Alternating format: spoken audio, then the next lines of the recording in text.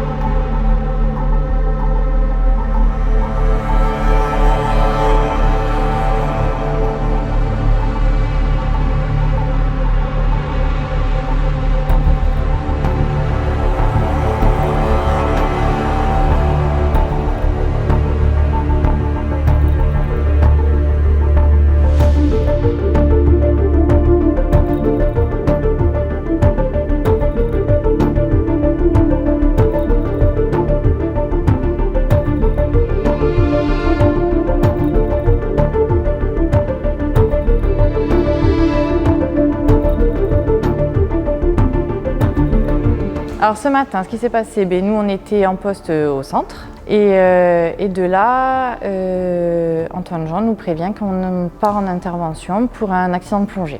Donc du coup on part avec une voiture, une VL, avec 2 secouristes et on se présente sur les lieux. Donc on arrive, on commence à faire notre petit questionnaire.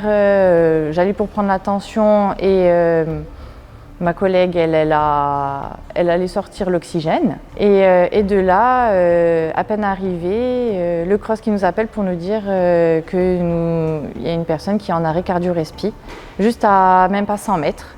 Donc du coup, on a été dérouté de notre mission pour une autre mission. Donc on a repris notre matériel et on est parti sur l'arrêt cardio-respiratoire. Donc de là, un secouriste est resté en place, le chef de dispositif est resté en place pour pouvoir gérer l'évacuation de cette personne pour qu'il soit pris en charge correctement. Et de là, après, il nous a rejoints sur la deuxième victime. Donc quand on est arrivé, il y avait un médecin de Réa qui était en vacances ici, qui était en train de le masser. Donc de là, la secouriste présentée avec moi a pris le relais à masser. Ensuite, moi j'ai préparé le plateau d'intubation. Donc le médecin a essayé d'intuber. J'ai préparé l'aspiration, parce qu'il y avait beaucoup de mousse dans la bouche. J'ai nettoyé le torse, posé le DSA. Et ensuite, j'ai mis ma perfusion en place avec l'accord du médecin. Et on a préparé une seringue avec de l'adrénaline.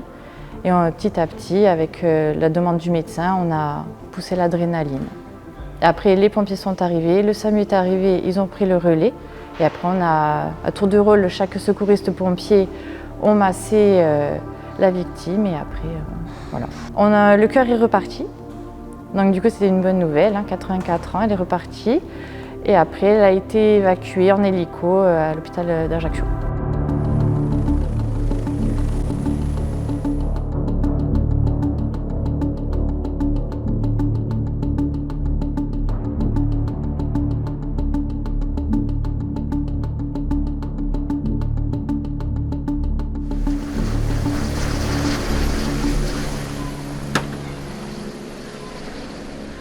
Quand je pars en intervention, c'est clair, j'ai une décharge d'adrénaline, ça me booste à fond.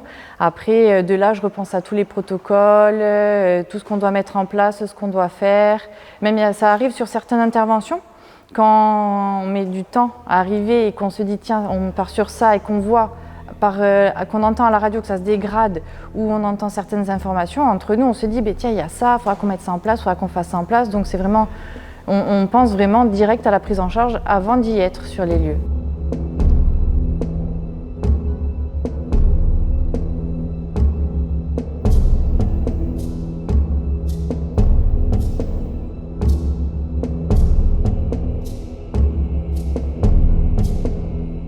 Alors nous sur le patrouilleur, on a beaucoup d'interventions.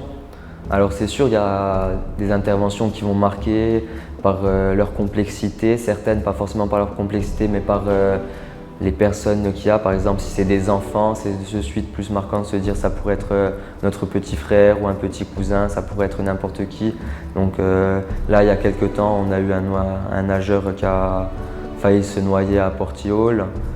Ça a été échappé de peu, enfin ça a été, du coup on l'a récupéré, mais il y a Toutes les interventions sont différentes, alors il n'y en a pas une plus particulièrement qui va m'avoir marqué, mais elles vont toutes être dans une certaine complexité et une certaine forme, elles sont toutes uniques. Voilà, on part de Porto-Pôle et on sera là-bas d'ici 10 minutes. Merci, au revoir. On peut partir le matin pour un malaise, comme on peut partir sur un noyé, comme on peut partir sur une fracture, comme on peut partir sur un trauma du rachis.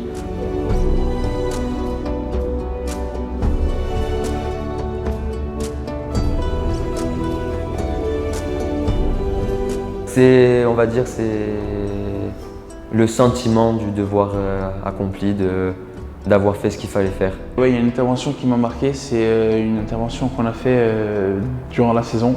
C'est une intervention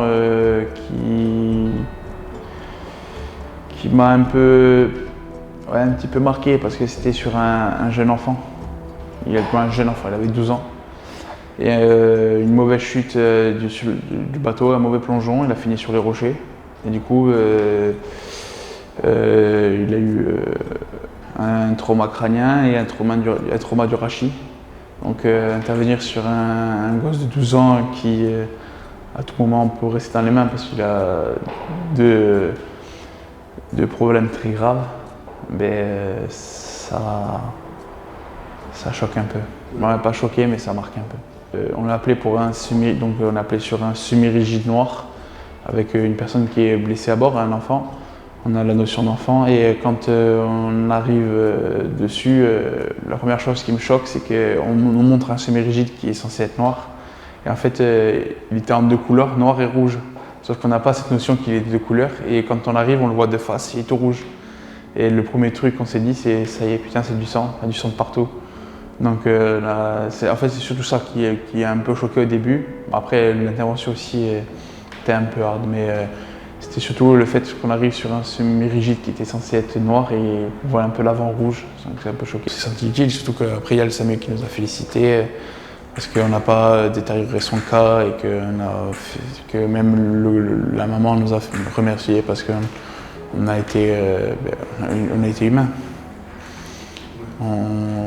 C'est difficile d'intervenir sur un jeune garçon, quelqu'un qui est, on va dire, jeune, qui est plus jeune que nous, qui n'a pas beaucoup vécu de choses, entre guillemets, et de se dire qu'à tout moment, si on n'est pas là, il peut mourir. Ça, c'est quelque chose, en tout cas pour ma part, il y a toujours de la peur, bien sûr. Il y a de la peur de savoir sur quoi on arrive, de se dire qu'est-ce qui va se passer, parce qu'il y a très bien, tout peut arriver sur une intervention. Un état peut s'aggraver, il peut très bien avoir un suraccident, donc c'est des choses qu'on essaye d'éviter, mais c'est la peur qui nous fait également avancer. C'est se dire, il y a de la peur, mais il faut se la gérer, il faut garder son calme, parce qu'il faut se dire que les personnes autant derrière, elles ont encore plus peur que nous. Donc nous, il ne faut pas qu'on transmette de peur quoi que ce soit. Il y a toujours un peu de peur, mais c'est ça qui aide à avancer. La mer, c'est la Méditerranée. Certains disent c'est pas l'océan, il n'y a pas de vagues, il n'y a pas de vent. La Méditerranée, ça bouge aussi.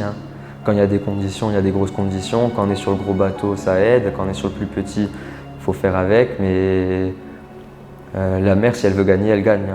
L'intervention qui m'a marqué, c'était un jeune homme de 12 ans qui s'est fracturé le fémur. Ça m'a marqué parce qu'il hurlait de douleur et à chaque fois qu'on l'entendait crier, ça prenait au cœur et on ressentait sa douleur et ça faisait mal au cœur de le voir souffrir comme ça. Et avec l'hélicoptère et tout ça, il était assez angoissé avec tout le monde qu'il y avait autour de lui et c'était pas très beau à voir. Sur la douleur, quand tu vois le petit hurler, tu sais que tu peux rien faire malheureusement. D'un côté, heureusement qu'on avait l'infirmière pour pouvoir lui injecter les piqûres pour qu'il puisse se calmer un petit peu. C'était à la plage à Olmeto, à Campitel, quand la mer était vraiment très très agitée. Et il y a un monsieur qui marchait au bord de... Il y avait deux hommes et une dame de la même famille qui marchaient au bord de l'eau. Et en fait, cette plage peut paraître calme en temps normal quand il fait beau, qu'il n'y a pas de vent. Mais lorsqu'il y a du fort vent, cette plage peut devenir dangereuse parce que les vagues peuvent passer par-dessus nous et nous ramener au large en fait. Donc du coup, c'est ce qui s'est passé pour eux. Il y a un monsieur qui était en arrêt cardio-respi, un de ses frères qui lui était en train de se noyer, mais qui a été treuillé de l'eau récupérée sur le bateau, amené à la plage. Et la troisième personne, la dame, elle aussi, elle a commencé à se noyer, mais récupérée à temps aussi. Et en fait, ce qui m'a marqué, c'est que ne pas récupérer ce monsieur, et ça a été une grande frustration pour moi. Parce que bon, ils partent en vacances, ils sont à 3, ils rentrent, ils sont 2. Et ça a été beaucoup d'émotions pour moi ce jour-là. Je m'en suis voulu parce que pareil, il a été très difficile à piquer. J'ai pas réussi à le piquer. Bon, l'équipe du SAMU est arrivée, ils ont fait le nécessaire. Du coup, moi je suis passée sur l'autre monsieur qui s'était noyé. Donc là, lui, je lui ai fait les soins demandés par le médecin. Après, mis dans l'hélico, évacué.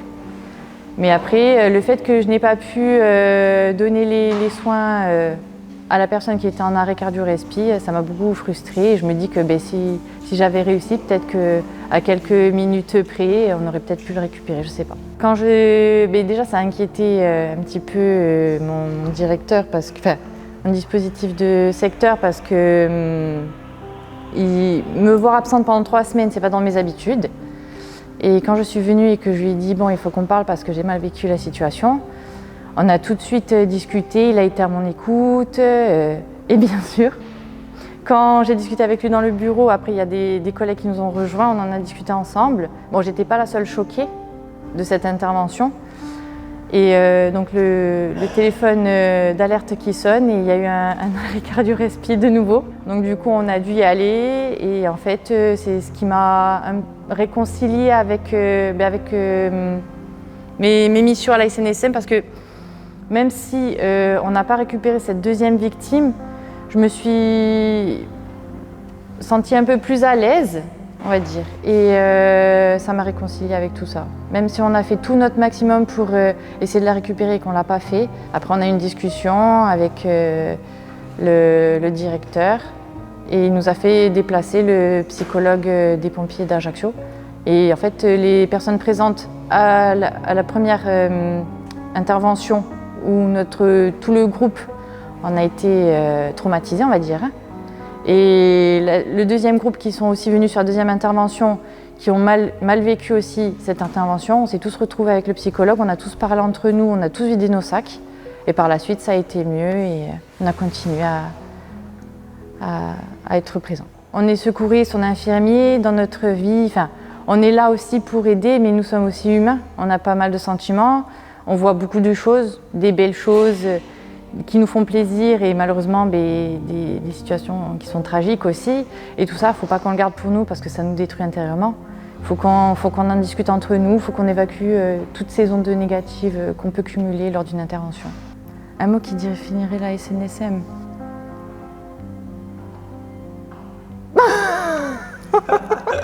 Qu'est-ce qui te rend fier quand tu es à la SNSM?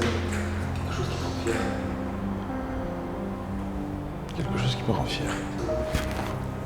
Ça qui me rend fier. Porter le t-shirt.